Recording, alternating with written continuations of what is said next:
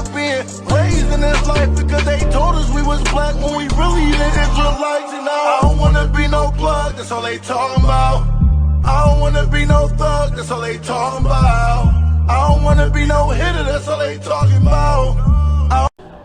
They have their own philosophy, whatever the case may be. What's going on, bro? What's that? It's about Revelation. Question about Revelation 10. 10 and what? I just need some details. A particular verse or just the whole chapter? Revelation 10, I don't know what particular chapter. Alright, let's read Revelation 10. No, we were talking 12 and 13. Go ahead. Let's just start from the top and you can stop us when well, I'll just try to break it down as we go. Go ahead. Revelation 10 and 1. And I saw another mighty angel come down from heaven, clothed with a cloud, Read. and a rainbow upon his head, Read. and his face was as it were the sun, and his feet as the pillars of fire. That's how described. Give me that Ezekiel, the first chapter, because it's describing how an angel's coming. People talk about UFOs all the time, right? Familiar with that? People think, oh my God, they're just something we don't understand, but in all reality, they're angels. And then it says a cloud. It's talking about the vehicle they're in, a chariot. Give me Ezekiel. Start at 4. Go ahead. This is Ezekiel chapter 1, verse 4. And I looked, and behold, a whirlwind. A whirlwind, read. Came out of the north. A great cloud. A what? A great cloud. It's the same thing in Revelation. Read it again from the top, real quick. And I saw another mighty angel, An angel, read. come down from heaven, clothed with the cloud. Cloth with what? A cloud. Cloth with the cloud, read. And a fire enfolding. Hold on, read that again. Read it from the top. And I looked, and behold, a whirlwind came out of the north. A great cloud. A great cloud, read.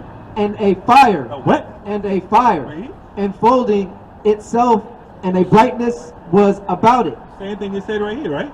You read it. You listened to this first verse, right? Same thing, read. And out of the midst thereof, as the color of amber, Read. out of the midst of the fire. Also out of the midst thereof came the likeness of 4 living creatures. 4 living creatures, read. And this was their appearance. They had the likeness of a man. And everyone had 4 faces. And everyone had 4 wings. Right? And their feet were straight feet. And the sole of their feet was like the sole of a calf's foot. And they sparkled like the color of burnished brass. Burnished brass is what? Brown. So these angels were melanated like us. But it's describing an angel here in their vehicle that they're in. But we'll go back to Revelation 10. I just want to get that point because it's the same concept, read. Okay, verse 2. And he had in his hand a little book open. And he set his right foot upon the sea and his left foot upon the earth. And cried with a loud voice as when a lion roars. Read. And when he cried, 7 thunders uttered their voices. Yeah, there's no real details on the 7 thunders. We don't really know what that's referencing, but we can go to the next verse. Read. There's not enough precept to prove what the 7 thunders are. But I don't know if that's your question. Really keep reading. And when verse 4, and when the 7 thunders had uttered their voices, I was about to write, and I heard a voice from heaven saying unto me, seal up those things which the 7 thunders uttered, and write them not. And the angel which I saw stand upon the sea and upon the earth lifted up his hand to heaven. That's probably why we don't know, because he says don't write it. That's interesting. Go ahead. And swear by him that liveth forever and ever, who created heaven, and the things that therein, and the earth, and the things that therein are, and the sea, and the things which are therein, that there should be time no longer, but in the days of the voice of the 7th angel, when he shall begin to sound, the mystery of God shall be finished. The mystery of God should be finished. Is that another question you have, or? No, I just wanted to know what a little bit represents. Oh, it's talking about the prophecies, and that were basically when you read give me Daniel real quick. Give me Daniel 12, and then give me Revelation 5 actually. Yeah, you're right, because it goes back to the prophecies of Daniel. And right here, and it says right here, watch this. Daniel 12. But in the days of the voice of the seventh angel, when he shall begin to sound, the mystery of God shall be finished. Exactly. Go ahead, give me 4.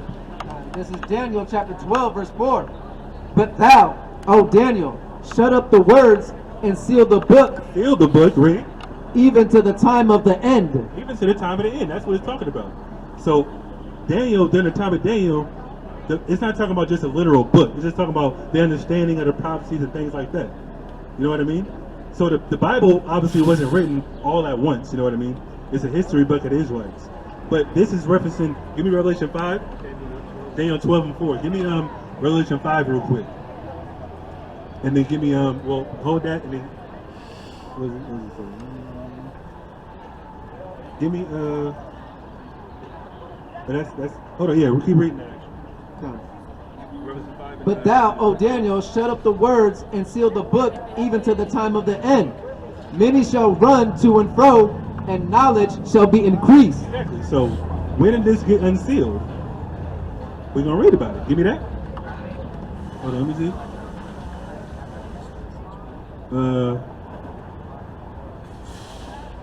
No, 5. Start at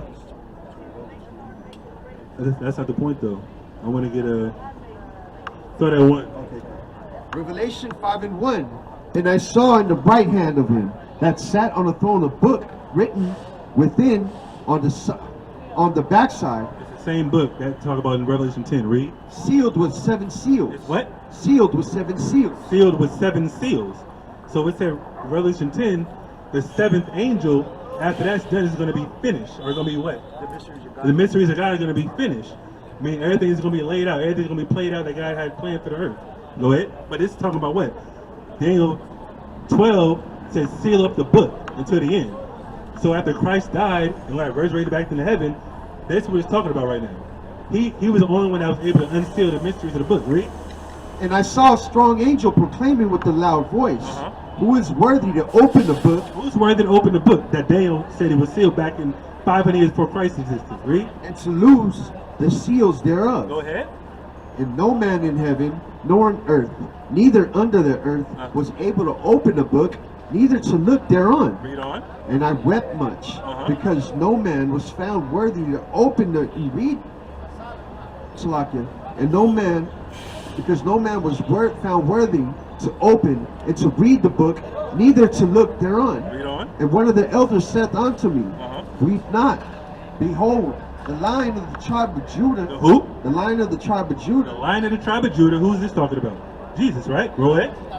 The root of David The root of David. Read. have prevailed. Have what? Prevailed Read on. to open the book He's going to be able to open the book. Read on. and to loose the 7 seals thereof. Read.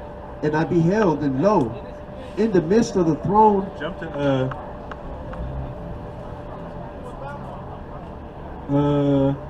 I mean, we can go into this, but this is a way deeper breakdown. I don't even want to really go into this, but we can explain it. Go ahead. and I beheld, and lo, in the midst of the throne of the 4 angels, in the midst of the elders, Read on. stood a lamb. So the lamb. The lamb is Christ, right? You a Christian? What would you consider yourself? Muslim? Okay, great. Go ahead. Stood lamb as it had been slain, A lamb that had been slain. Christ died on the cross. Read. having 7 horns and 7 eyes. 7 horns and 7 eyes. Give me Zechariah 3. Zechariah 3 and I don't mean to make you read so much. Oh no, it's not a problem. This our duty up here, bro. Don't even worry about it. 3 and start at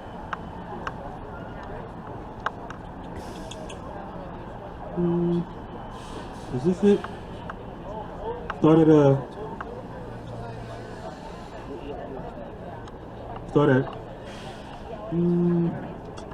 yeah, start at 8. This is Zechariah chapter 3, verse 8. Hear now, O Joshua, the high priest, thou and thy fellows that sit before thee, for they are men wondered at. Read on. For behold, I will bring forth my servant, the branch. The branch is Christ as well. We can prove that, but keep reading. For behold, the stone that I have laid before Joshua, The stone is also Christ as well. Read on. upon one stone shall be 7 eyes. 7 eyes, the same 7 eyes here. It's talking about the angels, the archangels. Michael, Raphael, Gabriel. What's the other one? Yeah, Uriel. All the 7 angels represent the 7 eyes and 7 horns. Read. Go back to that. And Give me that Okay. Tobit, actually. having 7 horns and 7 eyes, which are the 7 spirits of God, The 7 what? spirits of God, 7 spirits of God. Read. sent forth into all the earth. And he came and took the book out of the right hand of him that sat upon the throne. And when he had taken the book, the 4 beasts and 4 and 24 elders fell down before the Lamb, having every one of them harps, gold vials full of odors, which are the prayers of the saints. Keep reading that. Okay. And they sung a new song, saying, Thou art worthy to take the book Christ is worthy to take the book. Read. and to open the seals To thereof. open the seals, the understanding. Go ahead. For thou wast slain, and hast redeemed us to God by the blood out of every kindred and tongue and people and nation, and hast made us unto our God To our God, the Israelites' God, kings and priests. kings and priests. Same thing it says in the Old Testament. Go back to Revelation 10. Is that it? Go ahead. And we shall reign on the earth. We're gonna reign on the earth. Christ's kingdom's gonna be on the earth. But let me get that in Tobit to prove that the angels are the eyes. This is the book of Tobit, chapter 12, verse 15. I am Raphael, one of the 7 holy angels, which present the prayers of the saints, and which go in and out before the glory of the Holy One. That's it. Yeah, that's it. Give me that. Verse 7, okay. But in the days of the voice of the 7th angel, in when he shall begin to sound, the mystery of God shall be finished, as he hath declared to his servants the prophets. Exactly. Everything in the prophets talked about is summed up in the Revelation. Let me get well, he can keep reading that, but I want to get the 7th trumpet. Go ahead. Revelation 9 and 12. One woe is past, and behold, there come 2 woes more hereafter. When you understand this whole chapter, most of it is talking about history. Things that are, because obviously John was living in the 1st century. So the prophecies that he's seeing and writing down are coming to pass throughout the history of his up until today. And when you get to the 6th angel, it's going to represent a certain event that's going to happen. But keep reading. Keep reading 12 again. Yeah. Go ahead. Go ahead. And one woe is past, One woe is past. and behold, there come 2 woes more. Yeah, woe means destruction. So those woes are representing what? World War I, World War II, and then obviously World War III is the last war that obviously is spoken about. And obviously we see the climate in today. Russia going to get Ukraine that land back. All that's happening because it's already written in the Bible in Ezekiel 38 and 39. Go ahead. And the 6th angel sounded. The what? 6th angel sounded, Read. and I heard a voice from the 4 horns of the golden altar which is before God, Read. saying to the 6th angel which had the trumpet, The what? 6th angel which had the trumpet, The seals, the trumpets, the vials, all that's synonymous with the judgments of the Most High is about to happen. Go ahead. loose the 4 angels which are bound in the great river Euphrates. Go ahead. And the 4 angels were loosed, which were prepared for an hour, in a day, in a month, in a year, for to slay the 3rd part of men. The what? Slay the 3rd part of men. That's the 6th trumpet. Right now we're in the 5th trumpet. We're waiting on that 6th trumpet. It's just an event though. It's not a literal sound you hear. It's talking about an event that's going to happen. It's talking about World War III. That's how you slay the 3rd part of men. 1/3 of the earth. That's what it's talking about.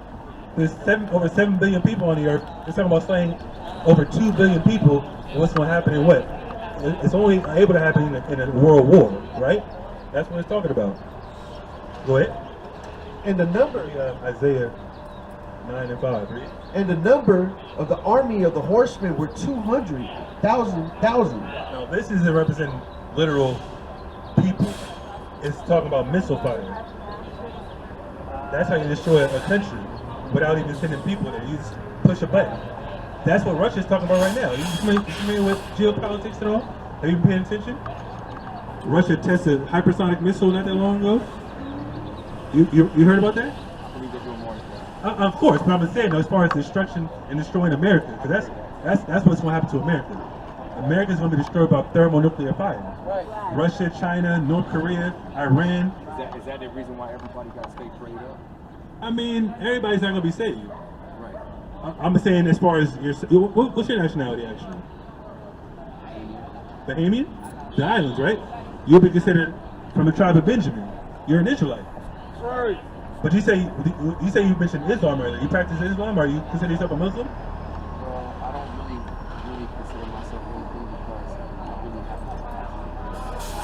I only found out about it, a little bit here and there about it. Islam, right? It kind of referred to what I'm going through now. Okay. Talking about the Quran or Islam, just in general. Revelation 10. Oh. But I asked you, are you a Christian? You said no, you're a Muslim. Right. But you don't practice Islam technically. You just not anymore. Not like how I used to. Uh-huh. I was locked up for 8 years. So Oh, I see. I was practicing so much. Uh-huh. With the water. Mm-hmm. Yeah, it was just natural. Okay. But now it's like, once you fall into the old ways, you away from God. So you said Islam took you away from God? No. My old ways. Oh, just your actions. Okay. That's what you're saying. Yeah. Okay, we can get into that. But let me read Revelation 10, read the whole chapter. Like I said, I'm not sure what question you had. You say you had a question, but let's just read the rest of it. Oh, about the book. That's only the only question about the book, right? Yeah. It's talking about the understanding, the prophecy, things like that. Everything that's written in the Old Testament, New Testament, Apocrypha, all the deep sayings, the parables, all type of stuff, just the understanding of the book. Who can break it down? Who can understand it? That's what it's talking I about. appreciate it. I have a question for you, though. Since we read that to you, do you believe that, though? Okay. So since you say you don't practice the Quran or Islam, do you still believe in that, though? Islam. Do you believe in the Bible as well? Because it tells you to believe in the Bible and the Quran, right? Okay. What drew you to, was it just, I don't want to just assume you were drawn due to jail time, but My mother's lifestyle. Okay. She got me into it when I was like 7. Okay. Okay. You just don't practice it like you said, right? Yeah, not like that. Okay, why don't you practice it if that's what you, I guess, would lean towards in, as far as the lifestyle? I feel like my floor, my room is even enough to pray. He's what? Correct. The floor of my room Oh, I see what you're is saying. not even enough to really pray to. It's slanted. Interesting. I like Okay. the balance. Okay, give me, you can drop that. Give me 1 Thessalonians 5 and 20. And this is what we believe. We can just read it to you. Like I said, you're Bahamian. We believe you're our brother. And we can, no. 8 or 17, select it. This is 1 Thessalonians chapter 5, verse 17. Pray without ceasing. Read. Pray without ceasing. That's what we believe. Pray without ceasing. I know there's certain structures and, what's it called? I wouldn't say it's a ritual, but more of a, I guess, certain way you have to do it in Islam. Is that true? You have to do it a certain way, certain time of day, on a prayer rug. And... Really? Interesting. I didn't know that. That's crazy. Well, from what Muslims explain to me, that there's certain that they pray certain times of the day, about 5 times a day, depending on the zenith. That's the minimum. Right. The minimum is 5. You know what I mean? There's some Muslims that can pray more, they do more. Even within each prayer, some of them might do more rak'ahs on each prayer. They give you a schedule according to the sun, though. Right. Right? Where the position, right. the positioning of the suns. Correct. Right? That's the whole thing. There's a certain ritual about it. Right? But the God of the Bible tells us you should pray without ceasing. You know what I'm saying? So we always try to keep the Most High God in mind, and we pray without ceasing, right? So I got another question about you about Islam, man. There's a surah, right, about Joseph, right? Surah 12. Are you familiar with Surah 12? No. Well, there's some historical inconsistencies in Surah 12, right? Let me see if someone can read Surah 12 for me. unless you want to go into something else right now. I got something too, but I'm gonna let you just to cut to the chase. I don't know how much time you got. We believe, because you say you're a Bahamian from the islands, we believe that you be considered an Israelite. And we believe the Bibles are our heritage, you know what I mean? We haven't gotten to major prophecies, but we can go into, like, if you got time. You about to leave right before you said something, but you think you got a little bit of time? No. Okay, but let's just get to this real quick. We believe that the Quran is not for us. That's what we believe. So that's why we would tell you to stick to the Bible alone. The Quran is for mostly like what the Arabs, and that's what they believe. But that's who brought it to the Arabs, Muhammad, right? Supposedly according to their belief system. But you can go into what you got. So read Surah 12. So this is about Joseph. You know the story of Joseph, right? So you can start at 4.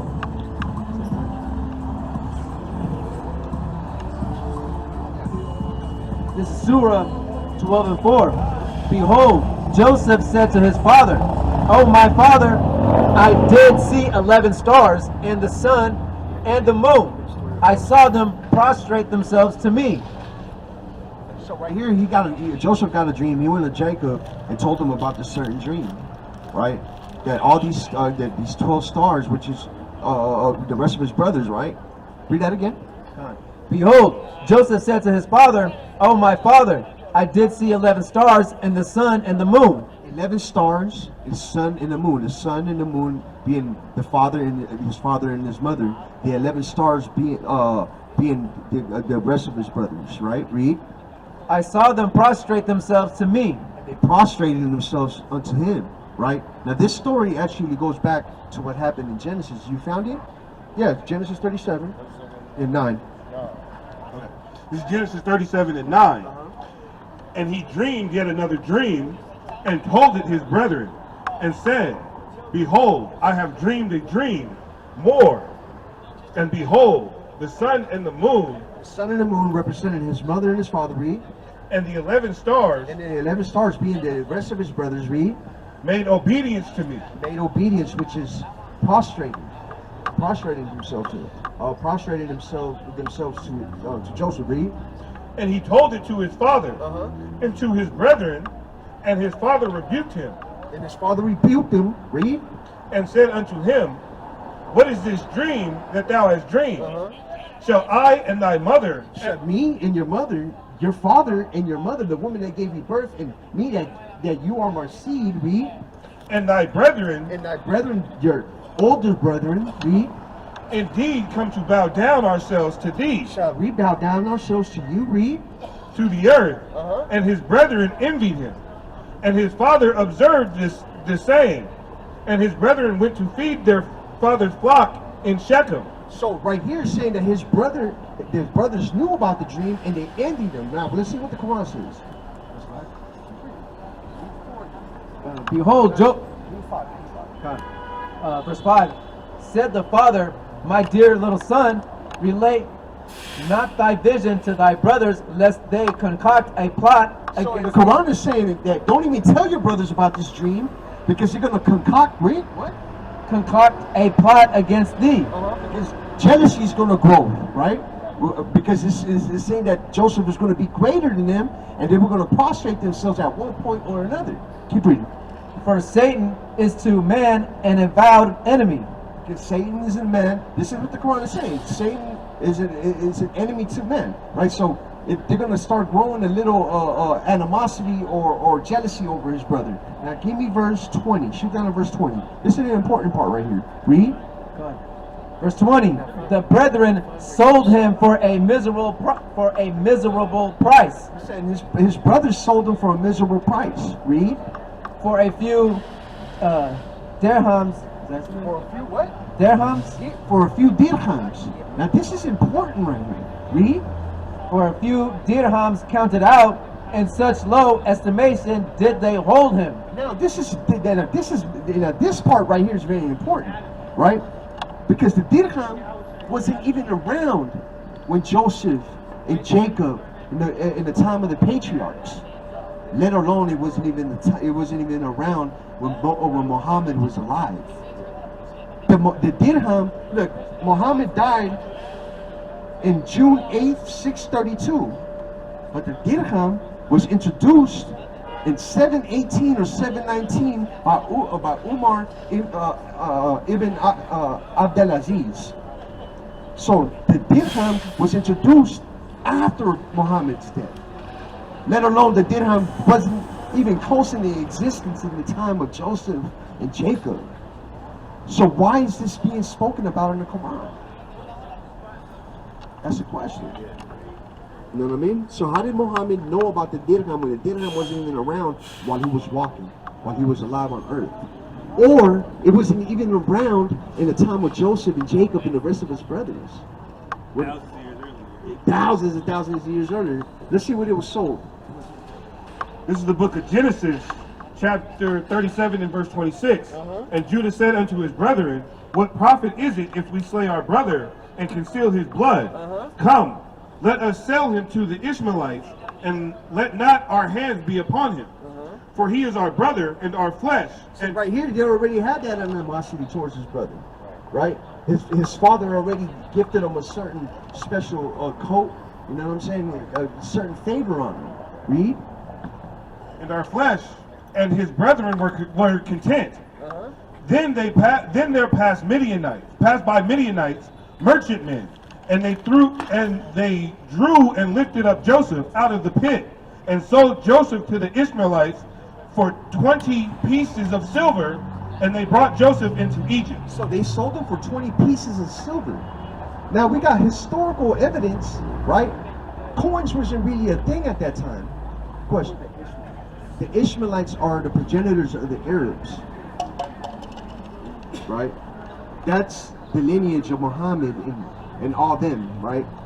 Ishmael was the son of Abraham, right? Through a bondwoman, Hagar, right? Now, they had their own lineage, you know what I mean? They had, the Most High gave them certain promises to them, right? But the promise of God through Abraham was, we can go into also, it's supposed to go through Isaac to Jacob, and Jacob with his 12 sons, which Joseph comes out of, right? Now watch this. We got historical evidence right here. It says 12 pieces of silver. This is important because coins wasn't really a thing. If you can pull up the Code of Hammurabi, It's on my time, bro. all right, no sweat. Thank you for Absolutely. the information. All right, this information blows holes in the That was Quran. Joshua, right? That was in the Surah Joseph. Yup. So this information blows holes in the Quran. All right, brother. Watch this. Now, give me the Code of Hammurabi, section 250 to 252. Start at 50. This is the Code of Hammurabi, section 250. If while an ox is passing on the street or market, someone push it and kill it, the owner can set up no claim in the suit against the hire. If for 251, if an ox be a groaning ox, and it's shown that he is a gouging gouger, and he do not bind his horns. And if this ox is known to be gouging men, right? If this ox already has a reputation that it has gouged men already, read. Or fasten the ox up, and the ox gore a freeborn man and kill it. So if the owner doesn't bind up its horns, read. Go back. Give me 51 again. If a ox be a goring ox, and it's shown that he is a gorer, and he do not bind up his horns, If the owner doesn't bind up his horns, read. or fasten the ox up, Or ties up this ox, read. and the ox gore a freeborn man and kill him, And if it gorges a freeborn man, a person that's not a slave, read. the owner shall pay 1/2 a mina in money. A half a mina. Let's put a pin in that. Read. If he kill a man's slave, he shall pay 1/3 of a mina. Now, if he kills a slave, the owner must pay the owner of that slave what? 1/3 of a mina. What's important about that? A mina is a certain measuring weight. It's a certain measuring is a weight of measurement. Now that's in the ancient days they had like we got different denominations today of money. 1/2 a mina is 30 shekels. 1/3 of a mina is 20 shekels. Now go back to the verse of Joseph, what he was sold for, because this was who was in power at that time. These laws consisted in all of that, from Babylon to the Levant. This is what slaves were. This is the cost of slaves. Read. And then there passed by Midianites, merchantmen, and they drew and lifted up Joseph out of the pit, and sold Joseph to the Israelites for 20 pieces of silver, and 1/3 of a mina. Read. And they brought Joseph into Egypt. So this is what's it called? Collaborating evidence on how much Joseph was sold, and how much slaves were considered for when you sell slaves at that time. So that whole thing about the Quran saying that it was sold for dirham, that's trash, man. The dirham wasn't around at the time of Joseph, Joseph, Jacob, or none of his brothers, let alone Muhammad, when he was walking on this earth. The dirham wasn't even in existence.